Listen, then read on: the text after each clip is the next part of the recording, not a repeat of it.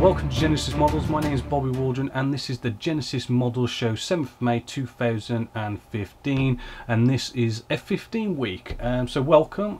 It is at the moment it is Thursday. I'm just filming, ready to go up for you guys tomorrow. This week been a good week. Monday was bank holiday Monday, so went to Laser Quest with the family, which was rather fun, and then I've spent a lot of time on our F-15 here. But first up, I just want to get straight in there with May 2015's competition. So the competition is going to be a bit of a discontinued kit, a bit of a golden oldie. Apparently it's supposed to be a rather expensive kit on eBay apparently, but what it's going to be is for a kit that is decades old. It is Hasegawa's 1/48 scale British Phantom FGR2, and it's the transatlantic flight paint scheme going on there. It is also the collector's high grade series, so you get like rubber wheels, and there's like I do believe it's some metal landing gear, and I do believe it is the ejector seats as well that are also like a cast metal. So quite a old kit there, but hopefully you're going to be getting in there to win that. And all you got to do is go to the competition section on the Genesis Models forum, and there just simply post something like "count me in" or something to that effect, and you're entered. And then I'll be announcing the winner, which will be the first Friday of June. So hopefully you'll get in on that. Also this week I've had a nice arrival of some new kits, which I thought I'd just show you, just to show you what's sort of going on. One kit which is rather interesting is one by Kitty Hawk, and this is a 1/48 scale AH-1Z Viper. Now this, now with Kitty Hawk, as a manufacturer, to be honest with you, I don't think their mouldings are the best. They do some really kind of good kits, in the sense that they do pick things like the F-35. You know, we've got this helicopter Viper here as well, but I do find that it's almost as if they don't leave them in the molds long enough, so you end up having these brand new tools like this is, and there's like flash going on, ejector pin marks are like mental and stuff. But actually I was quite impressed with this kit. Actually it does look rather good, you know, and very interesting. I wouldn't mind having a go at doing this, although I always wouldn't mind having a go at everything.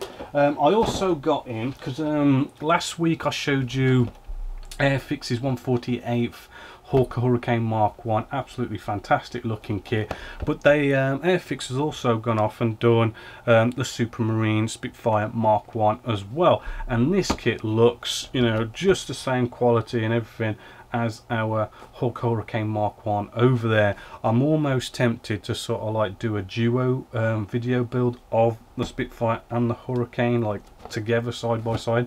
You know, it looks like a very good kit there.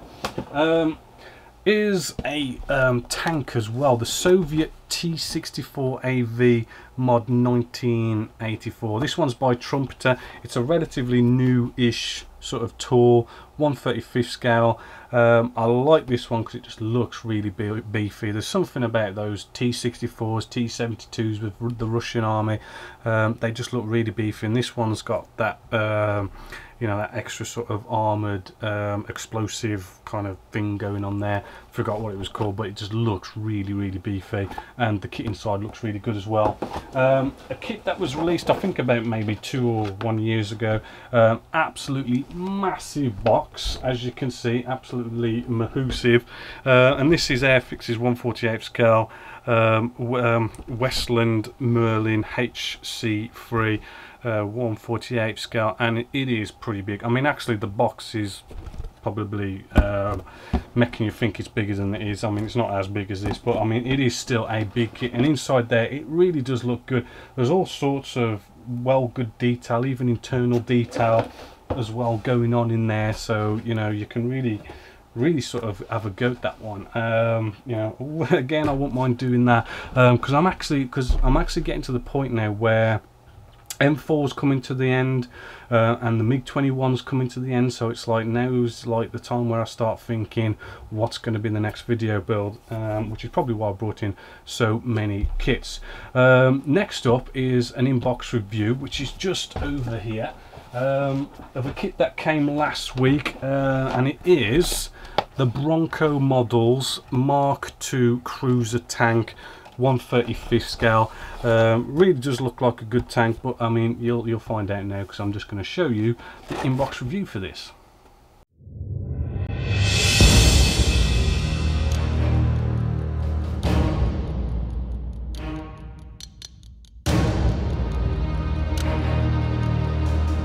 Hello there, welcome to Genesis Models. My name's Bobby Waldron, and coming up in this video we're going to be taking a look at Bronco Models A13 Mark II cruiser tank Mark 4A. It's the early or late production. Bronco Models, haven't really done many box reviews of Bronco Models, but they do appear to be a really good company for doing armoured vehicles. Comes in actually rather a big box for what is kind of like a bit of a smallish tank. We do have around the side, hopefully, as you can see, we've got it shows that we have photo etching here and decals, and we've got about 3 markings to choose from. So just open this up. Right, oops, sorry, not the camera. Let's start off with some instructions. Instructions are, we've got a nice colour going on here.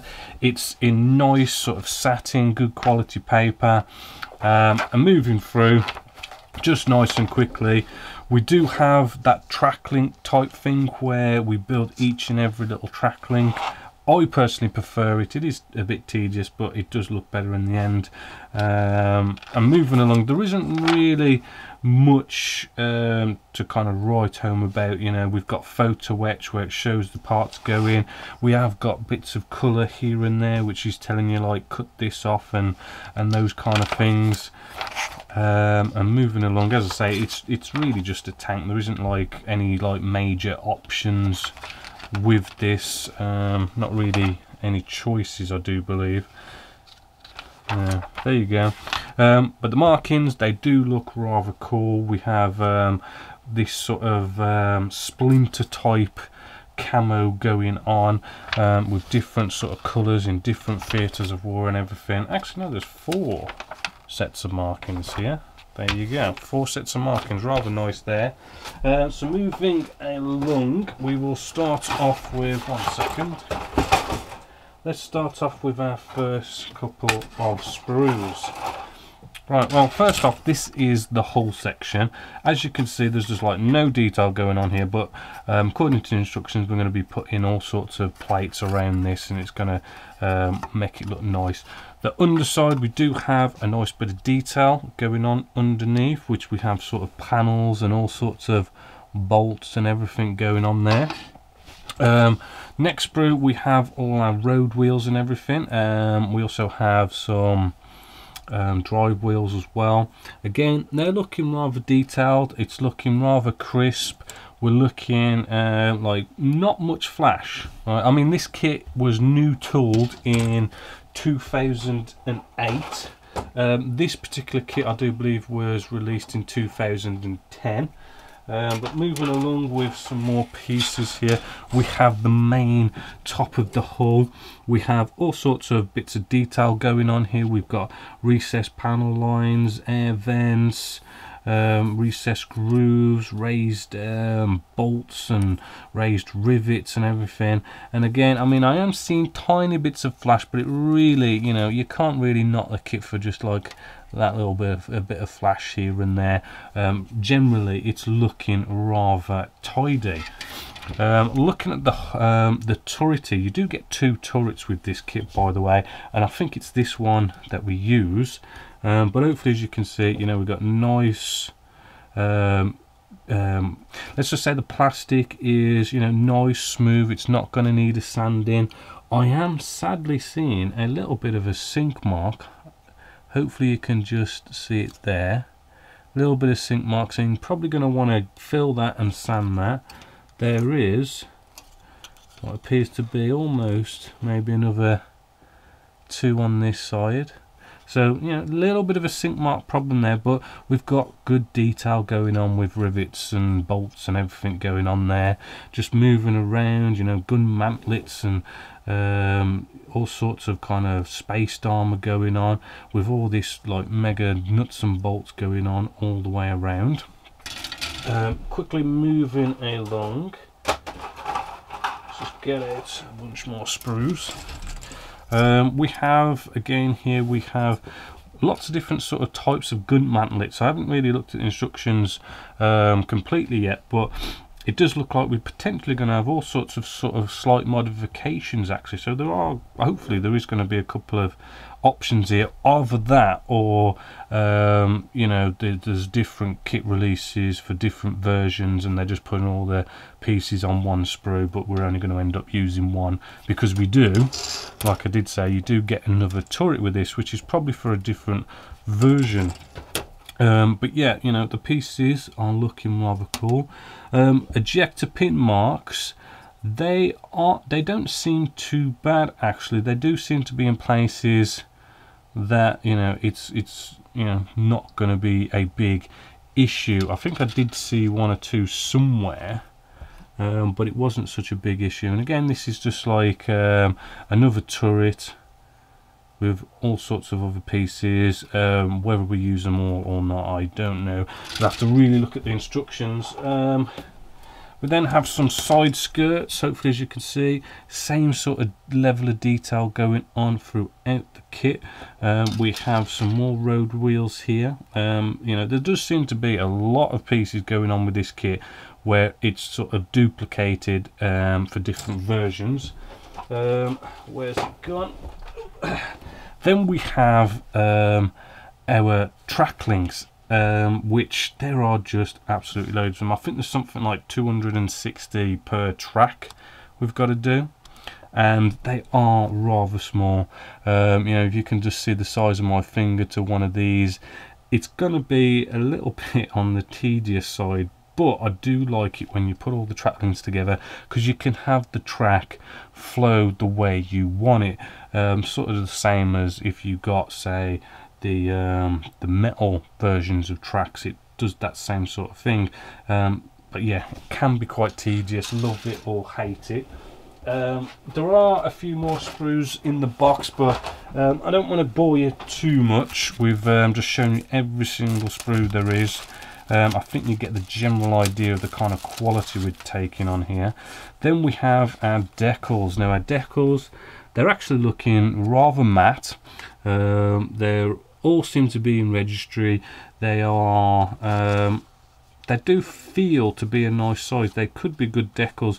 They are from this is, you know, Bronco Models is like from the not the Middle East, sorry, like China, Japan, Taiwan, somewhere there or something. So their decals are normally not very the best, but again, I've not used Bronco Models before, so who knows. You can't really tell with decals until you actually get them out and use them. Moving along, we do get a couple of clear parts. They're looking, you know, quite good. Doesn't seem like much of a problem there. And then we've got some photo etch and some tiny little pieces here. I'm not sure exactly what these pieces are for, these little tiny ones, but they are mega tiny, hopefully, as you can see there. I have to check the instructions. Then we have our photo etch. Hopefully, as you can see here, it is looking, well, it's feeling, you know, nice and thin. It's not feeling like it's thick and it just takes you forever to try and somehow you know, get it off of the fret. But yeah, we have, I think it's like we've got some drive wheel stuff going on there, slight little side skirt enhancements and vents and stuff, which should enhance the model quite well.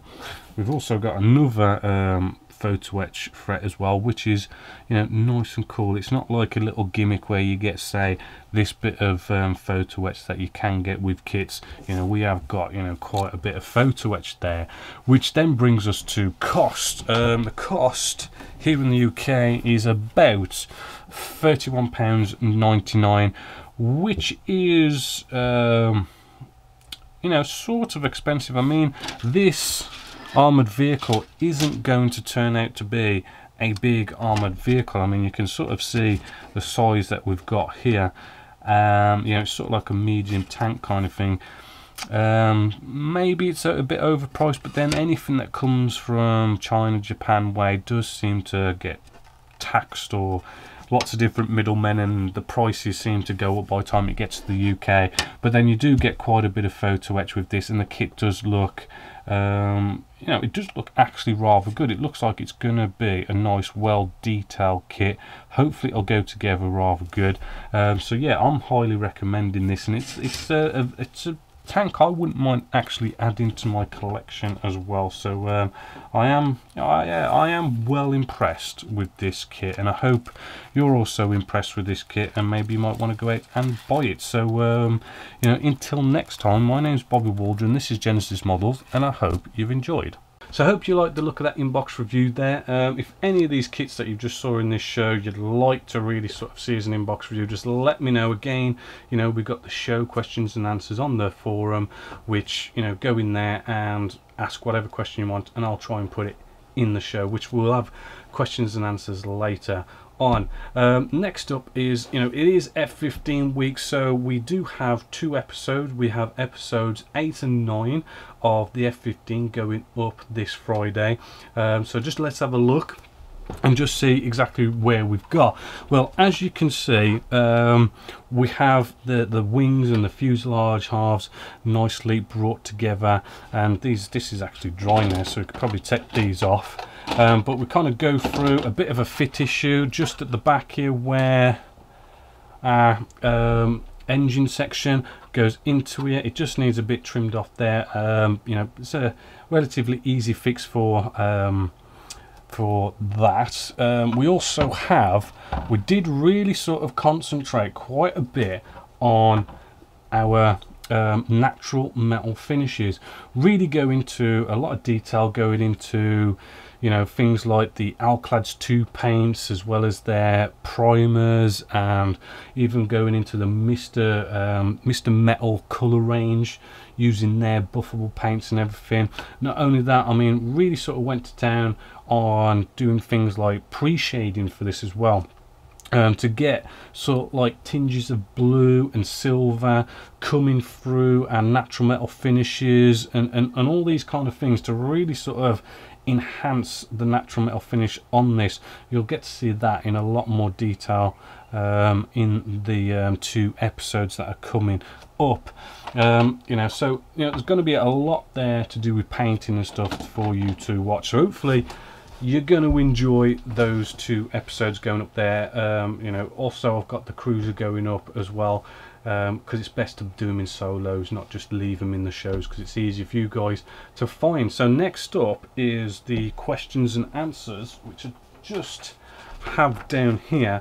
A couple of questions on the forum. Nigel56, he wants to know, is it possible, is there anything you do if the masking hasn't completely worked? Do you polish them again or something like that? Basically what he's on about is, when I unmask the canopies at the end, you know, he's basically saying, do I do anything else to it? I think there are some old episodes where I do kind of show unmasking it and doing a few things on it, but basically it's one of those parts where, you know, you unmask the canopy and it is a bit sort of like, is there any problems with it? Especially if you've sealed that canopy, and if you've sealed that canopy in and you've got some sort of a problem on the inside, it can be rather tricky. I mean, I think it's been about 2 or 3 times where I've literally had to snap the canopy off to sort something out on the inside. Top tip, always use like a canopy glue, like a PVA glue, to at least seal one of the canopies in, just so as you can easily just get a blade in there and you literally can just pop it off, nothing's get broken, and you can fix the problem. If you're having canopy open anyway, that's not really an issue. Now when taking off the canopies, I mean, it is just being careful with a blade, pull it up, get some tweezers, you know, and you pull it off. But really, after I've pulled off the canopy, getting some IPA, cotton wool bud, and then just sort of wipe down the canopy. What that does is it sort of polishes up and cleans up any weathering wash that may have got under the canopy. It also kind of removes any sort of sticky residue left over from, say, Tamiya masking tape, and it just cleans it up that way. And pretty much that is all that it takes to sort of get the canopies looking good again. I mean, especially if you've polished them with, say, the Tamiya polishing compounds, really that bit of IPA brings it up like new again.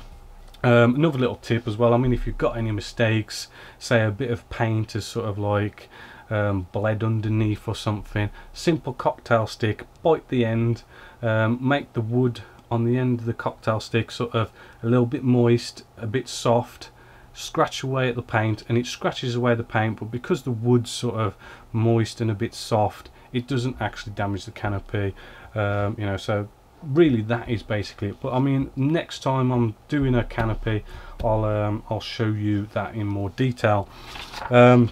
Next question, is it possible to have an area dedicated to the members' videos, say video reviews or their projects or work in progress or something like that? Yeah, fantastic idea. As of Friday, this Friday, I'm going to whack up a new section where it's going to be members' videos, and in there, you know, you can do a video of whatever you want related to modeling.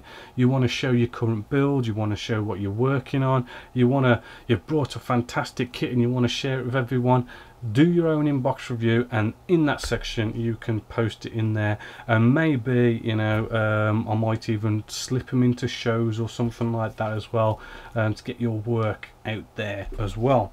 Another question from Nigel56 is, can we see more 1 in 72nd scale reviews stroke builds? Well, yeah, I mean, when it comes to modeling, I do find that a lot of people, you get going with modeling and then you seem to pick a scale. I mean, not everybody does, but 9 times out of 10 most people seem to sort of get a scale, pick it, and sort of stick to it, and most of your builds end up being that scale. Me personally, that is 1 in 48 scale, but that doesn't mean, you know, I'm not going to do any. In fact, there's a build on my shelf right there that has been on my shelf for like a couple of years now, and I've really been wanting to do it and just for some reason haven't got around to doing it. Really cool 1/72 scale there, and I do like Tamiya's 1/32 scale, fantastic for, you know, the Spitfire, Zero, the Corsair, and what was the other one, P51D Mustang. Fantastic kit. So yeah, I'll try and get in a few more different scale reviews, because as you can see, I mean, it's 1/48 scale air or 1/35 scale armor. So yeah, I'll try and get in some more scales there.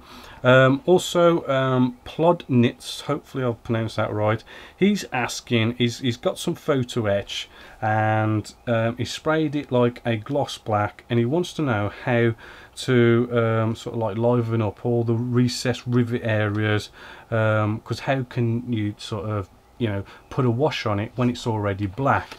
Well, when it comes to weathering dark colours, it can get a bit tricky, but really you got to, really the best rule of thumb is to just think yin and yang. Okay, if you've got something light, you know, greys or something like that, you want to use a darker colour to weather it up. Okay, if you've got sort of like, for example, you know, those dark blue Corsairs or the F-117 Nighthawk, which is all black, you want to then go lighter colours. So I would suggest for this example, I mean, for a start, I think he might be going on about maybe cockpit parts or something. So you know, you can dry brush on a bit of silver to show a bit of scratching. That comes up rather nice with black, and you can just come along with something like a light or a medium grey wash, and then that will get into the recesses, it will bring it out, and should make that look rather good. So hopefully, you know, all those questions have been answered for you guys there, and hope you enjoyed the answers. You know, again, go into the Genesis Models section, and in that show questions and answers, just go in there and ask whatever questions you want, and I'll do my best to get it in the show.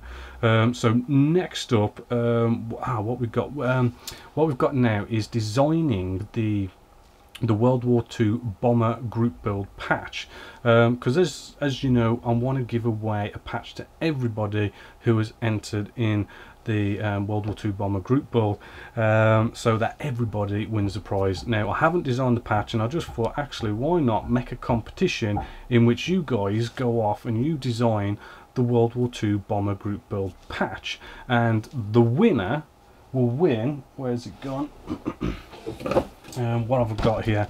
I've decided to give away a World War II bomber. This is the 1/48 scale by Dragon Ju-188E1 Avenger.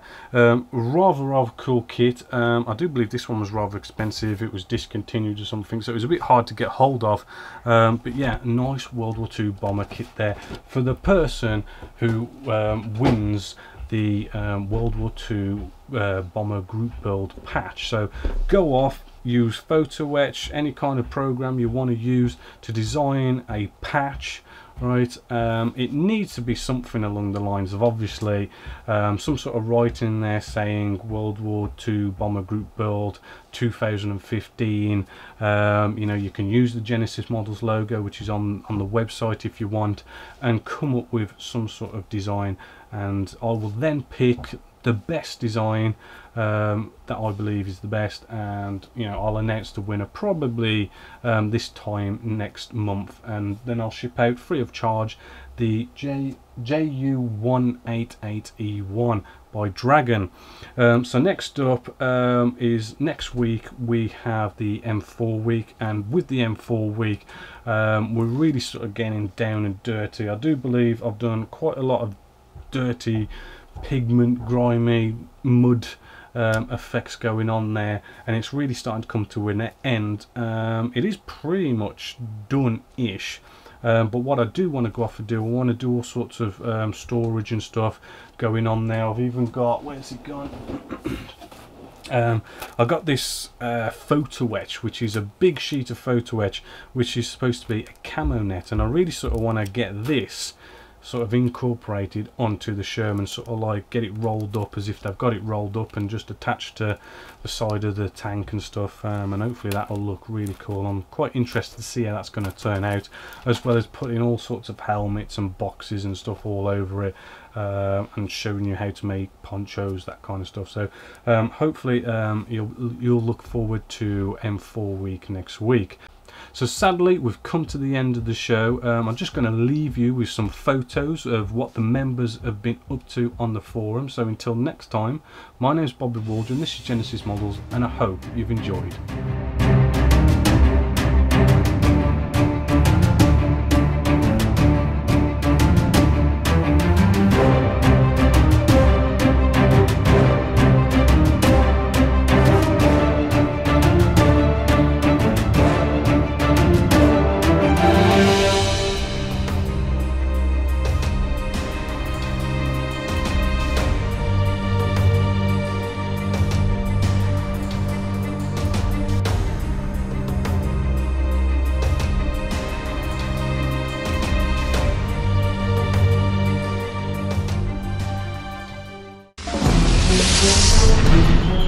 Thank you.